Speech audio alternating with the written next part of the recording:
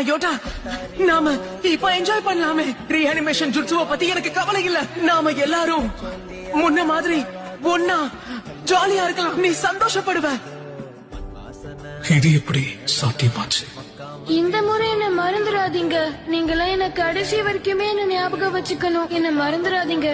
இப்ப நான் சந்தோஷமா என் உயிரை விடுறேன். நருட்டோ அப்புறம் என்னோட ஃப்ரெண்ட்ஸ், நான் அப்படியே போறேன். யோட்டா